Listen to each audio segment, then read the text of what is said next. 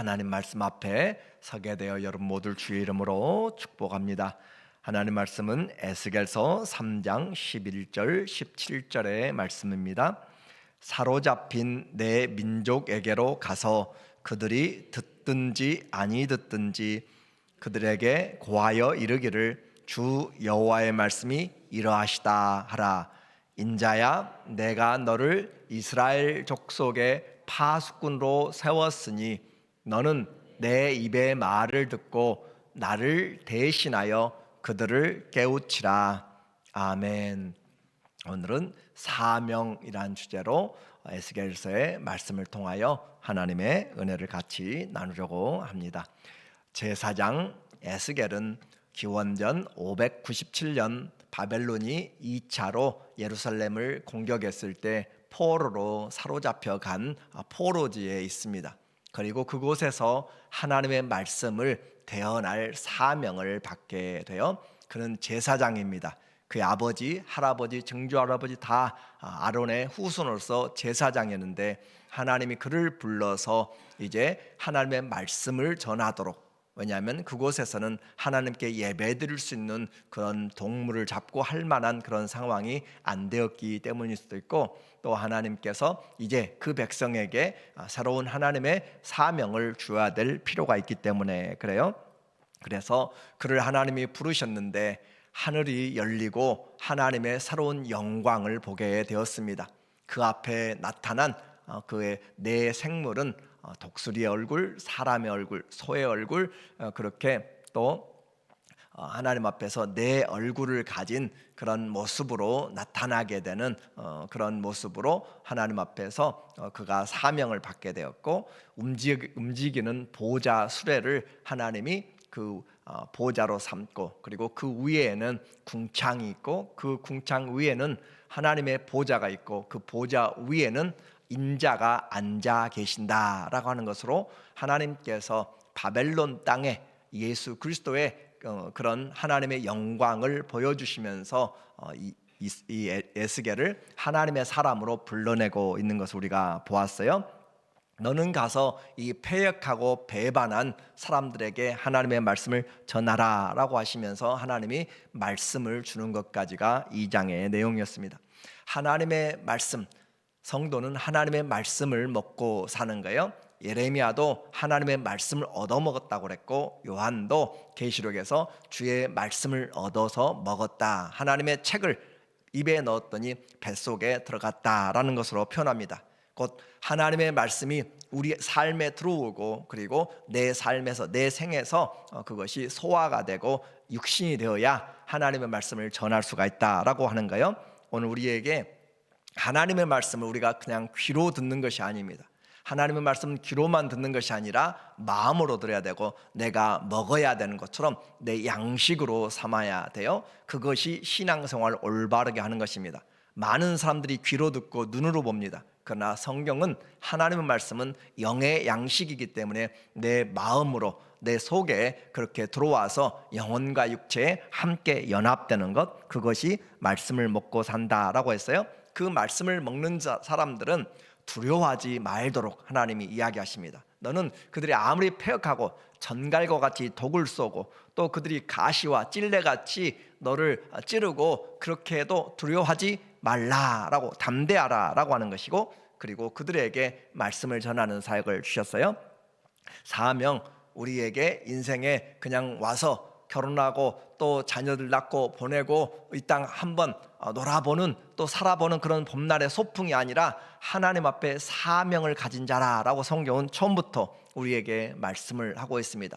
세상 사람들은 이 사명을 알지 못하기 때문에 자기들이 정한 사명을 따라서 인생을 살아가지만, 우리는 때를 얻든지 못 얻든지 주의 말씀을 증거해야 되고 또 우리가 받은 사랑을 전해야 될 사명이 있습니다. 바벨론에 포로된 자들에게 하나님이 이 에스겔을 보냈습니다. 동시대에 바로 예레미야는 예루살렘에서 하나님의 말씀을 전하였고, 또 에스겔에게는 포로지에서 말씀을 전하게 했어요. 그들은 여전히 하나님의 말씀을 듣지 않는 자들, 7절에 보게 되면, 그러나 이스라엘 족속은 이마가 굳고 마음이 굳어 내 말을 듣고자 아니하리니 이는 내 말을 듣고자 아니함이니라. 이스라엘의 사람들, 하나님 예레미야가 또 계속 선지자들이 그렇게 외쳤던 말씀을 그들이 듣지 아니함으로 전쟁이 임하였고 평화라 평화라가 외쳤던 그런 거짓 선지자들의 말이 다 무너졌음에도 불구하고 여전히 예루살렘에서도 유다에서도 말씀을 듣지 않았는데 포로로 끌려와서도 하나님의 말씀을 듣지 않는 사람들, 어떻게 그럴 수가 있을까? 하나님의 말씀이 경고를 주어서 그것이 일어났다면 믿어줘야 되는데 여전히 과거에도 지금도 그 결과를 보면서도 믿지 않고 있는 사람들을 지금 여기서 표현할 때 이마가 굳고 철면피라고 했죠. 얼굴이 뻔뻔하다라고 했습니다. 마음이 굳어 네 말을 듣고자 아니하리니 이는 내 말을 듣고자 아니함이라. 에스겔은 자기 말을 전하는 것이 아니라 하나님에서 주신 그 말씀을, 하나님께서 주신 말씀을 전하는 것이기 때문에 하나님의 말씀입니다. 그래서 우리는 하나님의 말씀을 경청해야 되는 것이에요. 선지자의 말을 듣지 않고 곧 나의 보내신 자의 말을 듣지 않는 그 말과 함께 동일하게 이야기하는 거죠. 9절에 그러나 하나님께서는 이스라엘 사람들이 그렇게 강팍하고 마음이 굳어졌고 얼굴이 뻔뻔하고 할지라도 오히려 하나님은 이 선지자의 얼굴을 더 뻔뻔하게 만들고 더 금강석같이 강하게 만들어서 두려워하지 않도록 이야기하고 그들이 듣든지 안 듣든지 그들이 외면하고 등 돌아서 앉아있든지 어떻든지 외치라 라고 하는 것이죠.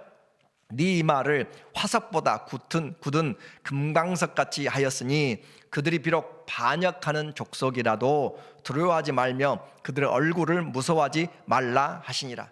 성도가 저 사람이 술을 먹고 있는 사람이든지 죄를 범한 사람인지 살인자든지 그 사람이 군인이든지 아니면 학자든지 누구든지 들으려고 하지 않더라도 우리는 두려워하지 말아야 될 것이고 하나님이 주신 강하고 담대함으로 하나님이 나와 함께 하심으로 세상을 두려워하지 않고 오히려 전하라라고 하는 그 부분에서 세상 사람들보다 반대하는 사람보다 하나님은 선지자들에게 사도들에게 또 제자들에게 성도들에게 더 강한 하나님의 그 신념 그리고 하나님의 믿음을 주셔서 함께 하심을 주셔서 두려워하지 말고 전하도록 그렇게 하십니다. 그러므로 우리는 복음을 들고 나가서 전할 때 그들의 마음이 어떻든지 그 사람의 신분이 어떻든지 우리는 두려워할 필요가 없이 주님을 의지하고 전해야 될 말씀을 우리에게 하는 거죠. 그래서 하나님은 세상에 있는 그들보다 더 완고하시다라는 표현으로 할 수 있고 어떻게 보면 하나님은 더 사랑하신다. 듣든지 아니 듣든지 하나님의 심판을 전한다라는 표현을 계속 반복해서 하고 있습니다. 아무도 하나님의 일을 막을 수 없다라고 하는 것이죠. 그래서 에스겔이 해야 될 일은 그 반역하고 패역한 자들에게 하나님의 말씀을 전하는 것이에요. 그들은 들으려고 하지 않는 사람들이라고 했습니다. 10절에 보니까 또 내게 이르시되 인자야 내가 네게 이를 모든 말을 너는 마음으로 받으며 귀로 받고. 뭐가 차이가 나죠? 이스라엘 사람들은 하나님의 말씀을 귀를 막고 마음을 닫고 이마를 굳게 해서 듣지 않았어요. 그러나 선지자는 어떻게 했는가? 모든 말을 너는 마음으로 받고 귀로 듣고. 우리는 하나님의 말씀을 귀로 눈으로만 아니라 마음으로 또 우리가 양식으로 삼다고 그랬어요. 하나님의 말씀이 양식이 된 사람은 그 말씀으로 살아갑니다. 정말로 하나님의 말씀 우리의 신령한 저지되어서 우리에게 자라가도록 만드는 것이에요. 우리는 말씀을 대할 때 양식으로 삼는지 매주일 또 예배를 드릴 때마다 오늘도 무슨 말씀 하는가 귀로 듣는지 우리는 양식으로 삼아야 돼요. 무슨 말씀을 하든지 죽게 우리가 듣겠습니다 라고 하는 그런 양식을 삼으려고 하는 사람들은 그 영혼이 성장하게 되고 예수 그리스도의 장성한 분량까지 자라가게 됩니다. 그러나 귀로만 듣고 눈으로만 보고 있는 사람은 자라가지 않고 교만하게 되는 것이에요. 우리는 하나님의 말씀을 이처럼 마음으로 받아야 된다는 사실을, 그래서 성령이 귀 있는 자들은 그 성령이 하시는 말씀을 들을지어다 라고 하는 것은 육신의 귀를 말하는 것이 아니라 마음의 귀를 말하고 있는 것이죠. 그래서 사로잡힌 내 민족에게 가서 그들이 듣든지 아니 듣든지 그들에게 고하여 이르기를 주 여호와의 말씀이 이러하시다 하라. 듣든지 아니 듣든지 하나님은 공의로운 하나님이시기 때문에 그들에게 심판을 말씀하시며 증거를 하고 있어요. 그래서 에스겔은 이제 하늘의 그 인자로부터 사명을 받게 되었고, 그리고 하나님이 그를 붙들어서 데라빔으로, 그발강가에서 데라빔으로 그렇게 옮겨가게 돼요. 14절에 주의 영이 나를 들어올려 데리고 가시는데 내가 근심하고 분한 마음으로 가니 여호와의 권능이 힘있게 나를 감동시키더라. 주의 영이, 그래서 사도 바울도 고린도 후서 12장에서 하나님께서 한 사람을 들어서 3층천에 이르게 했는데 내가 몸 안에 있었는지 몸 밖에 있었는지 알지 못하노라 라고 한 것처럼, 이것이 하나님이 전체적으로 빌립을 하나님이 사마리아 성에서 광야까지 하나님이 그렇게 옮겨간, 실제적으로 옮겨간 것인지 아니면 영적인 환상 가운데서 옮겨간 것인지 우리가 정확하게 구별은 할 수 없지만, 하나님이 영이 하시는 것은 시간과 공간을 초월해서 하신다라는 것이고, 하나님은 어느 것도 하실 수 있다라고 하는 사실을 우리는 알아야 되는 거죠. 이렇게 하나님께서 그를 그발강가에서 데라빔으로, 이스라엘의 포로들이 끌려가 있는 것들이죠, 데라빔으로 옮겨서 그 사로잡힌 백성 가운데 그발강가에 거주하는 자들에게 나아가 그 중에서 두려워 떨며 7일을 지내니라. 이제 새로운 장소가 됐습니다. 그발강가에서 데라빔이라고 하는 홍수의 제방이라고 하는 뜻을 가진 그 데라빔으로 와서 그곳에서 사역을 감당하는 사역지가 되었어요. 이렇게 하나님의 그 사역을 맡은 그리고 그가 받은 메시지는 예레미야와 동일하게 첫 번째는 저주와 재앙과 심판의 메시지였어요. 그래서 하나님이 그를 다시 불러서 이제 사명을 맡기게 되는 것. 그래서 에스겔서 1장부터 3장까지 전체의 마지막 오늘 이 에스겔의 소명의 부분을 말씀하고 있습니다. 16절에 보니까 7일 후에 여호와의 말씀이 임하여 이르시되 인자야 내가 너를 이스라엘 족속의 파수꾼으로 세웠으니 너는 내 입의 말을 듣고 나를 대신하여 그들을 깨우치라. 여기서 파수꾼의 역할이 되어지고 누가 파수꾼인가 라고 하는 것을 우리에게 말씀해 주고 있어요. 이제 예언자이자 선지자 또 제사장인 에스겔은 이스라엘의 파수꾼으로 세워졌습니다. 군대의 파수꾼이 아니라 영적인 파수꾼이고 하나님 나라의 파수꾼이 된 것이에요. 파수꾼은 적들의 도발이나 또 모든 공격 상황들을 주의하고 경계하여서 알려주는 역할을 하게 됩니다. 깨우는 것이죠. 이제 에스겔의 파수꾼 역할은 하나님의 심판을 경고하고 있습니다. 보라, 하나님이 오시고 있다. 보라, 하나님의 심판이 오고 있다. 적들이 바벨론이 오는 그런 것보다 더 중요하게 지금 공격을 누가 하고 있는가? 하나님이 심판자로 오고 있다는 것을 지금 알려주고 있다는 것이죠. 그래서 하나님이 심판자다, 그렇게 오시고 있다, 빨리 돌이켜라 라고 그렇게 외치고 있는 그런 심판의 모습이에요. 그래서 죄에 대하여서 하나님의 말씀을 전하면서 죄에서 떠나라 라고 그렇게 이야기하시고 영혼을 지키는 파수꾼으로 우리에게 말씀하고 있습니다. 나를 대신하여서. 그래서 너는 이스라엘 족속의 파수꾼으로. 여기에 좀 이상하죠. 누구든지 적들은 은밀하게 공격하려고 합니다. 지금 이스라엘과 또 중동의 공격도 정말로 신중의 신중을, 또 비밀의 비밀을, 탑시크를 지켜가면서 그렇게 시간과 장소, 공격들을 그렇게 해나가고 숨고 그러는데, 그것들을 지금 하나님이 공격하시는데 그것을 오픈하고 다 알도록 떠들면서 하나님이 선전포가면서 전쟁을 들어오고 있다라고 하는 것이죠. 그 말은 하나님은 심판이 목적이 아니라 회개가 목적이라고 하는 사실을 우리가 알아야 되는 거예요. 그래서 너는 내가 너를 이스라엘 족속의 파수꾼 세웠으니 너는 내 입의 말을 듣고 나를 대신하여 그들을 깨우치라. 그래서 하나님이 우리에게 심판하신다라는 것을 가서 미리 이야기하심으로써 듣는 자는 돌이키라, 듣는 자는 구원을 얻으라 라고 그렇게 하나님께서 우리에게, 그래서 구원의 말씀을 전하는 거죠. 그들을 나를 대신하여 깨우치라. 하나님의 본심은 심판이 아니라 구원이고 하나님의 본심은 사랑이다라고 하는 것을 우리에게 말씀해 주고 있어요. 19절에 보면 네가 악인을 깨우치되 그가 그의 악한 마음과 악한 행위에서 돌이키지 아니하면 그는 그의 죄악 중에서 죽으려니와 너는 내 생명을 보존하리라. 그는 이제 누구든지, 믿는 자든지 안 믿는 자든지, 선이든지 악인인지 누구에게든지 말씀을 전해야 돼요. 악인들은 하나님의 말씀을 듣고 돌이켜서 회개하도록 그렇게 하는 것이고, 또 의인이라면 21절에 그러나 네가 그 의인을 깨우쳐 범죄하지 아니하게 함으로 그가 범죄하지 아니하면 정령 살리니 이는 깨우침을 받음이며 너도 내 영혼을 보전하리라. 그래서 모두가 다 의인은 하나님 앞에서 지속적으로 믿음을 가지라라고 하는 것이에요. 의인으로 살았더니 아무런 도움도 안 돼, 내게 유익이 없어, 정말 힘들어라고 그렇게 포기하지 말라는 거죠. 선을 행하되 낙심하지 말라는 것이고, 믿음 생활에서 좁은 길이라고 힘들다고 돌아서지 말라는 것이에요. 시험이 와도 이겨내라는 것이고, 앞에 있는 십자가를, 앞에 있는 영광을 바라보고 십자가의 길을 꾸준하게 계속적으로 가라는 것이에요. 그래서 믿음은 일단 믿으면 뒤로 돌이키는 것이 없습니다. 이런 광고들이 있어요.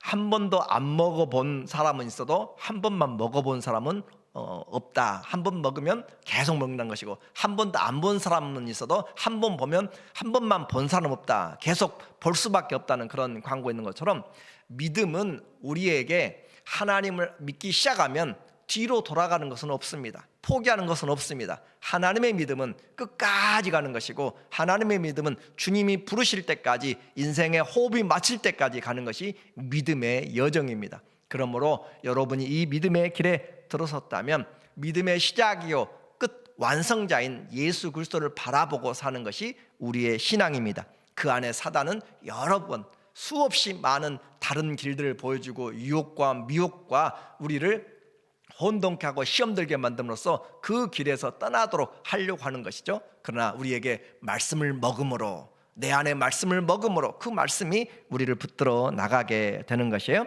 이렇게 해서 우리는 구원은 자만하는 것이 아니라 끝까지 하나님의 말씀을 붙잡고, 의인도 끝까지 믿는 길을, 그래서 우리에게 축복이 바로 쌓은 선에서 선을 낳고 쌓은 악에서 악을 행하게 되고, 거룩한 자는 그대로 거룩하게 하라, 악한 자는 그대로 악하게 하라, 불의한 자는 계속 불의하게 되고, 그것이 바로 하나님 앞에 심은 대로 거두게 되는 결과입니다. 오늘 하나님의 은혜 주의 손안에 있습니다.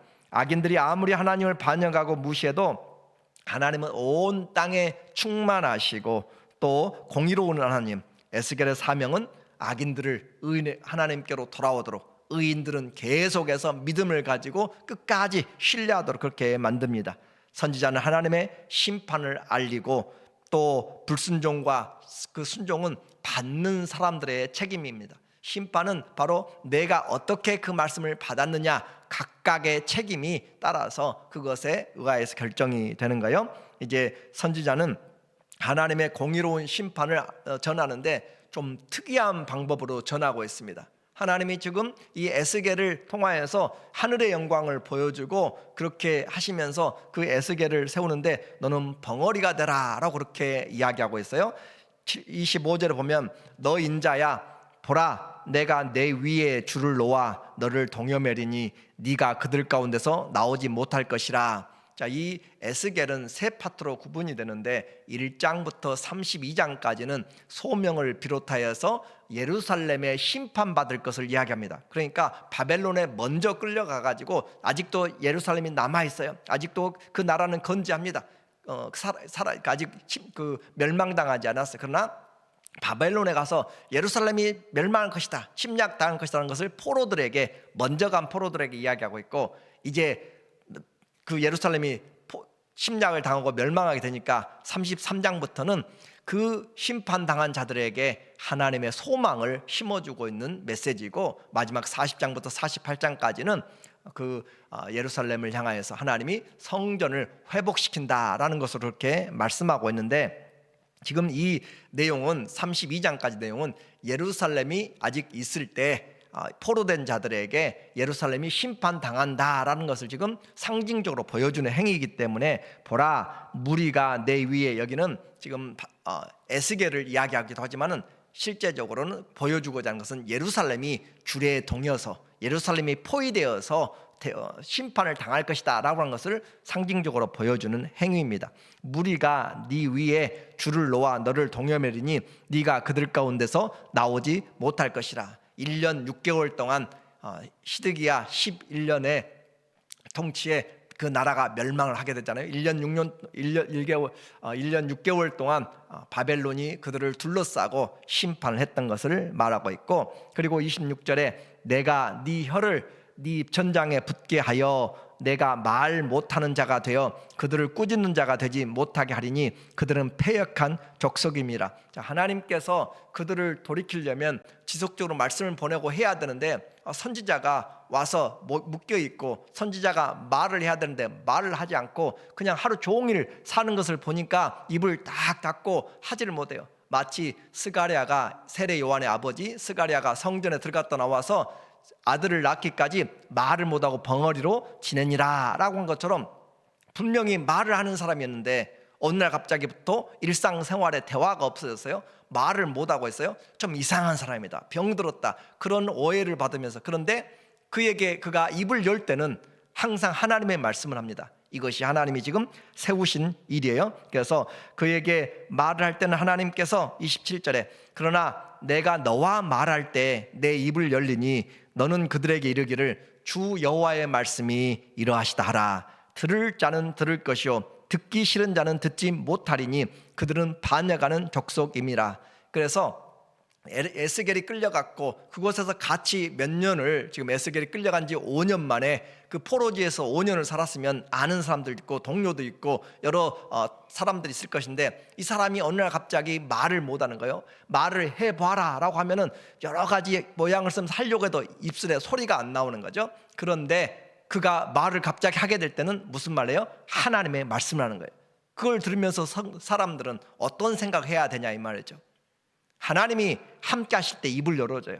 그래서 강팍한 너희 그대로 살지 말고 하나님의 말씀을 들으라 라고 하는 그런 모습으로 지금 하나님이 통치하고 있다라는 것이고, 우리 성도들도 우리 입술을 열린다고 마음대로 하는 것이 아니라 하나님이 말씀을 줄 때 그 말씀을 우리는 제대로 해야 될 필요가 있다라고 하는 것을 말하는 거죠. 이제 제한된 사역입니다. 정말 시원하게 가서 말 잘하는 사람이 돼서 복음을 전하기 힘든데 그를 묶어놓고 가둬놓고 그리고 찾아오는 사람들에게 벙어리가 되어 있다가 하나님의 말씀을 줄 때만 입을 열어서 이야기하고, 마치 몸이 막 아픈데 정말 움직이도 못한데 예배 시간 되면, 주일 되면은 힘이 나가지고 교회를 가고, 마음이 막 아파서 말도 제대로 안 나오는데 찬양할 시간 되면 입술이 터져서 나오고 하는 그런 것처럼, 하나님이 그와 함께하는 것을 보면 이 사람은 지금 하나님의 사람이다, 하나님이 함께 하신다는 것을 지금 이 에스겔의 삶을 통해서 알아야 된다는 것이죠. 이제 우리에게 말씀하는 거예요. 하나님은 에스겔에게 말씀을 주실 때만 말할 수 있습니다. 우리는 얼마나 마음대로 말하고 살아요? 하나님 앞에 내 입이라고 성도는 아무 말이나 하는 것이 아니라 하나님의 말씀을 하는 자가 하나님의 사람들입니다. 주님께 붙잡힌 삶, 고달프고 힘들고 답답해요.